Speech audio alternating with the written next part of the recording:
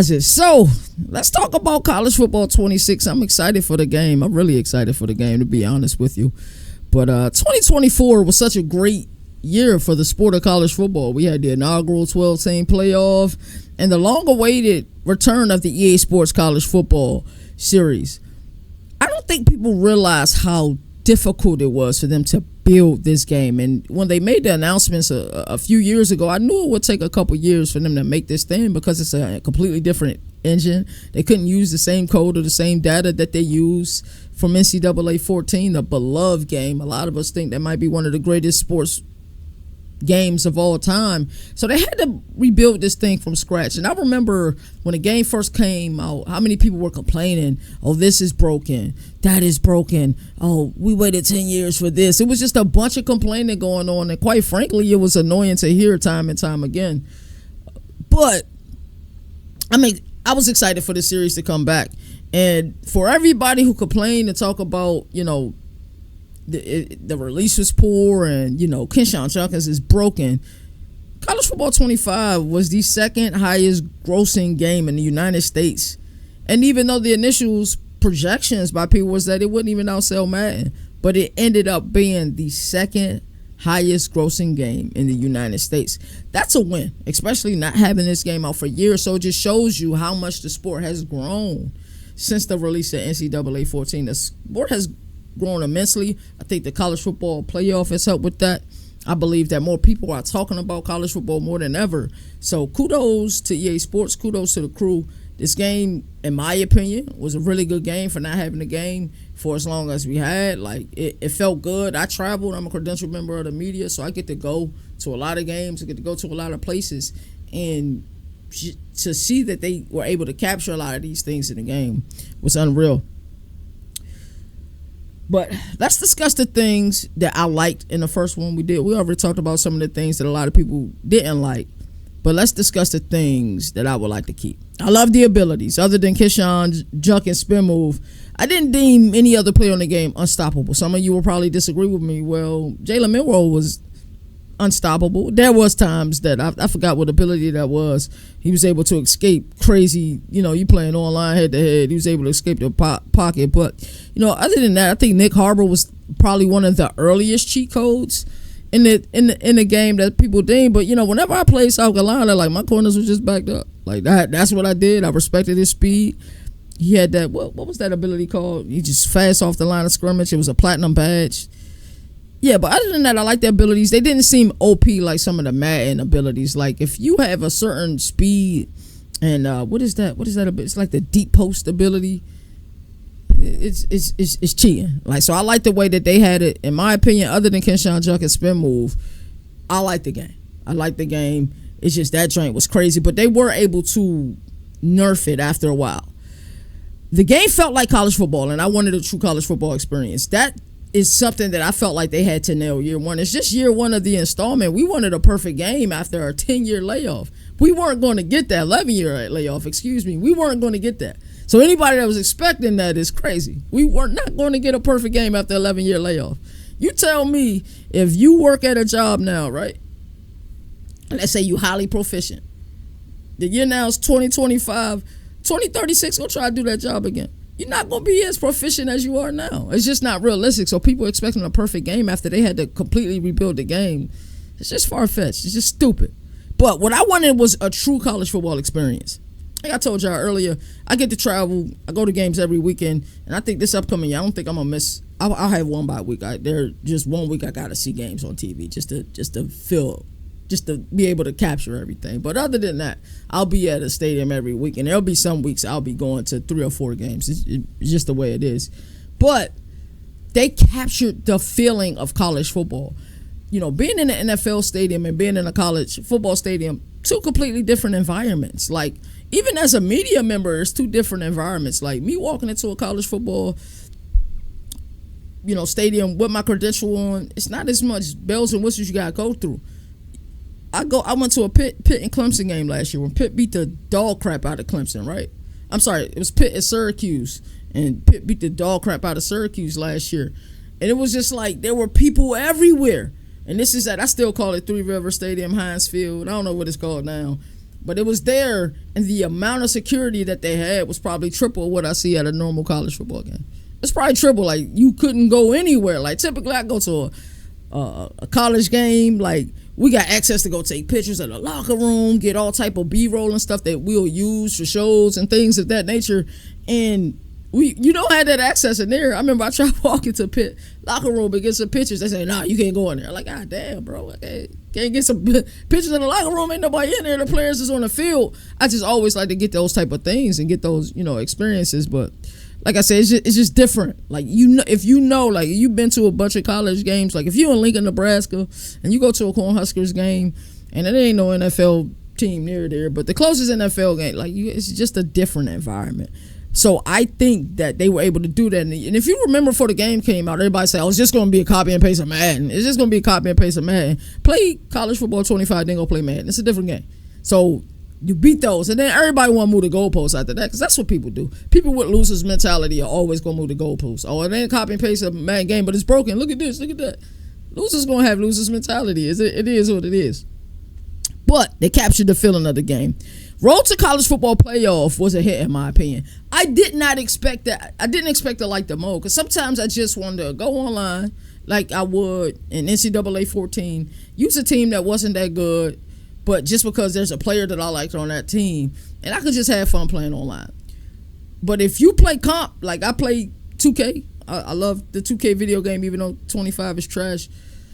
If you play comp, you love the competitive aspect of it. I think I've won 4 natties on this year's Road to College Football Playoff. And keep in mind that y'all probably like, that ain't a lot. I don't play the game a lot. Let's be real. But it was a hit. I love the way that you compete. You're trying to make the playoff, and then once you make it to the playoff, anything can happen. I love that I had that tier-based system, and I love that they did something a lot of people didn't mention, that they revamped the tier-based system that they had on the game. Because remember, I think it was just 3 tiers at first. And I think they moved it to about 5 tiers, which I think leveled the playing field. So you could choose if you want to play somebody within a tier of you, or within 2 tiers of you, or the same tier. So that made the regular season kind of fun if you wanted to use a lower ranked team and stay within that tier. So I love the tier system. I think Road to College Football Playoff was a hit. Road to Glory was not. I'm going to speak a little bit about Road to Glory later. Road to Glory sucked. I think I spent maybe 45 minutes on Road to Glory. It was terrible. Maybe an hour. I don't know. It's terrible. But here's some things I want to see in College Football 26. A lot of this talk is going to be the things that I care about as a college football fan. Think about how chaotic college football is now, with the transfer portal, with NIL, with player holdouts. Like we heard that a few Tennessee players, other than Nico Iamaleava, wanted to hold out for the playoff game, because I'm sure they knew that the College Football Playoff Committee gave the school $20 million, but the players don't get none of that change. But college football in real life is chaotic. Like early signing day, chaotic. Transfer portals happening during early signing day, chaotic. Coaching carousel in real life is chaotic. And I don't think that this variation of the game, that Dynasty Mode, gave you enough chaos. And in my opinion, it was monotonous most of the time. Like I feel like you play a couple of seasons and it's just like it's the same thing over and over again. And I feel like some people got worn out with it now. I feel like where you have fun is if you use something like a Chat GPT and you create challenges and stuff, like, or you do like a hot seat challenge, which is something I want to do this upcoming season. Coaches who are entering the hot seat, you'll become bowl eligible. Depending on the program, bowl eligibility might not even keep you there. You're gone, and you got to delete your dynasty and start a new one. So there's ways you can have fun. So in real life, like I say, the offseason is chaotic. We know it's chaotic. We talked about the players holding out for more money. Last year, in my opinion, it was too easy to retain players. I don't know if you all felt that way. And feel free to comment in the comment section. It felt too easy to retain players. Like I felt like I did minimal work. NCAA football 14, you can literally, like, let's say you're in a user dynasty and you're waiting, like, damn, we in advance. I played my game right when we advanced. We still got another, 36 hours before we advance. You can literally deep dive into recruiting, whether you wanted to build your pipeline. It was just so much more I felt like you can do. And I don't feel like it was as monotonous. And especially with the revamp crew, shout out to them, what they were able to do with the game, I think really broke up the monotony and it made it, more enjoyable to play. So I think they need to add the late window portal. They have to add the late window portal. They have to do it, and I want spring ball and offline dynasties. I get it if you don't want to have it in the online and the user dynasties. Some people don't care about the off season. I care about the off season. The off season matters. That's why we, here at CFB Nation, we say there is no off season. Y'all don't see all the madness we got going on right now. So I want spring ball and offline dynasties. They did that on one NCAA. I don't remember what it was. It might have been 2007, but it might have been on like PlayStation. It wasn't on the next gen. So whatever the current gen was at the time, it was on that. It was like, I think we were graduating to PlayStation 3 and the Xbox 360, but it was on the past gen game where they had. I want spring ball. You should be able to simulate workouts, have practices, establish your depth chart. You should have to, like, at the end of spring ball, establish where your depth chart is, and then you should lose players you don't expect to lose. That should definitely happen. It should be difficult to replace these players in a late window. Tennessee just had to do a mad dash to replace Nico. They was trying to get everybody off everybody's roster, bro. Like, I don't know if y'all saw the panic. I saw the panic. Josh Heupel and company was panicking to find a quarterback. And they got their guy in Joey Aguilar, but they were panicking, bro. And that Joey Aguilar wasn't their first, second, third, fourth, fifth, sixth, seventh, eighth choice. He wasn't. And anybody who said that he was is lying. And they know they lying. So, I want chaos. We need more chaos in Dynasty, EA. That's all I'm asking for. I just want more chaos. That's it. Just more chaos. NIL. We need NIL in the game, and I understood why in the first rendition of the game. Also, I want coaches in the game, too. I don't think I mentioned that. I want real coaches in the game. Find a way to make that happen. NIL has to be in the game, and I understand why they didn't want to do it in the first release of the game. It's too much. It's the first release. Let's just put a good product out there, and then we begin to build. I want NIL in this game. Players should have a number, should have a figure. Success, they win an award, should come with them more money. NIL has to be in the game, and you have to create a budget. And let's say this. Having that budget will add such a unique element to the game. Like, this is our budget. This is what we have. Like, we saw Tennessee doing a mad dash to try to find a quarterback. Like, but if a player's wanting more money, what are you going to do? What bucket are you going to take that money out of? Like I said, I want chaos. Winning should help boost NIL funds. A college football appearance should also boost these funds like they do in real life. Your team makes a college football playoff appearance, your team gets $20 million from the college football playoff committee. It's just the way it works. I think more time needs to be spent on the off season during user dynasties. It was way too simple, way too monotonous last season. I want chaos. Also, at the beginning of each dynasty, you should also have to manage not only your game plan as far as play style, like we have to do every dynasty we play, but also, like, how often you sub, how fast your pace is going to be, what type of defense you run, and all of that stuff. You should also have to adjust your recruiting approach. There should be a percentage-based thing out of 100% of how do you plan on utilizing recruiting? Like, do you want to get 75% of your players out of high school via recruiting?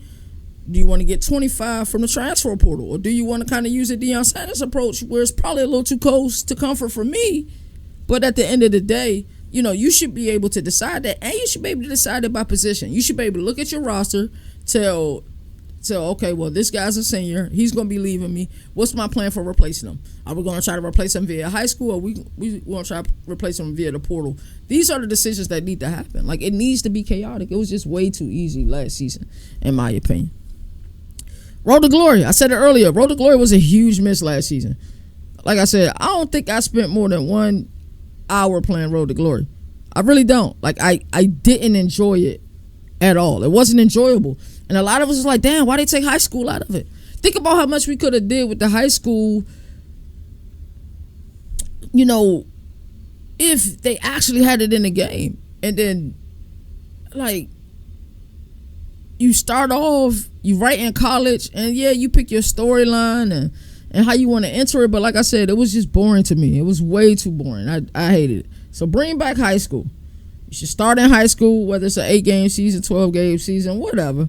Play in high school, earn your keep. That helps add the storylines. Like, as creators, people who play this game and want to have the storylines and things of that nature, high school needs to be a part of it. Also, at a post, like your last season at a post bowl game, whether it's like, the East West Shrine game or the Senior Bowl. And then when the player is exported to Madden, like, I don't feel like it's your genuine player. I don't know if y'all got that vibe, but that's the vibe I got. Like, it ain't really your genuine player. Like, I don't think, the stats should matter. What he did in college should matter. And also, I know they want you to start at the combine, but it was like, your player, let's say your player really didn't do much in college but have an amazing combine and he gets drafted. Like, make it more realistic. That's all I'm asking.